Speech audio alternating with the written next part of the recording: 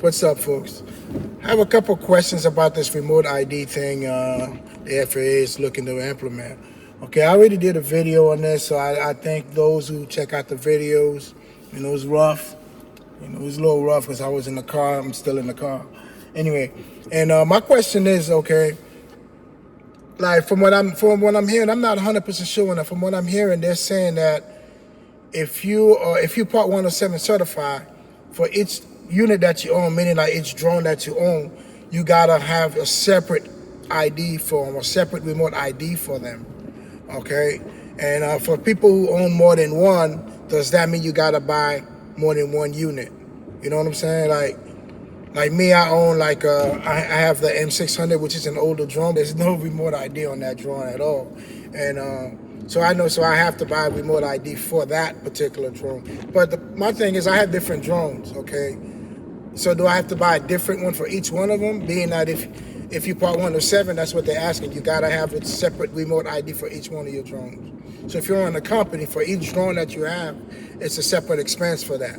And I'm seeing these units. I've seen them as, like I said, I don't know about the unit itself. I don't know how much, I don't know what's the function of these units. I know what they're supposed to be doing.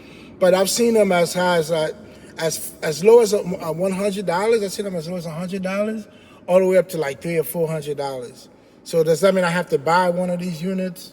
They get kind of a little expensive. And just when I'm thinking about it, it's like, wait a minute, I gotta buy a unit that's gonna cost me between $100 to $400. Okay, I gotta buy it and then broadcast my location, which I don't want to do. I'm being forced to do it. I don't want to do that, but I'm being forced to do it.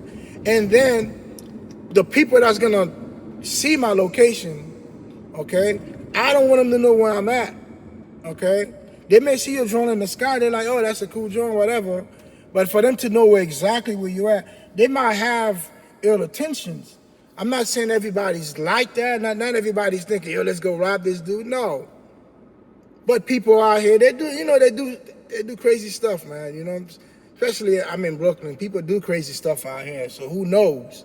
Okay. And my other question is, suppose you in the park, you playing, you flying your drones, whether you're doing it for work, whether you're just doing it for as a hobbyist. Okay, you got your remote ID on and you're broadcasting your location, and then somebody decide to get cute. Okay, they pick up your location and they come over and try to rob you for your stuff. Let's say that does happen, something happens to you. Do you sue the FAA for that? Because they don't want to broadcast that. They don't want to force you to broadcast your location. And if something does happen to you, who is responsible for that? I understand the criminal ultimately is responsible for committing the act, but we armed them to commit the act. Okay? It's like somebody's trying to rob me, then they show up, I hand them a gun, yeah, finish the robbery, bro. You know what I'm saying? Like, that don't make sense. So these are the things I've been thinking about. Again, as far as the remote ID being Part 107, you need different ones for each different units that you own. I'm not 100% sure on that, so don't quote me on this. I don't want to give people the wrong information. But for those who have that information, please let me know. You can leave a comment You can leave a like on this video, and also subscribe to my channels. I'm trying to grow this channel, so just subscribe to it and let me know what's your opinion on this. All right, peace out.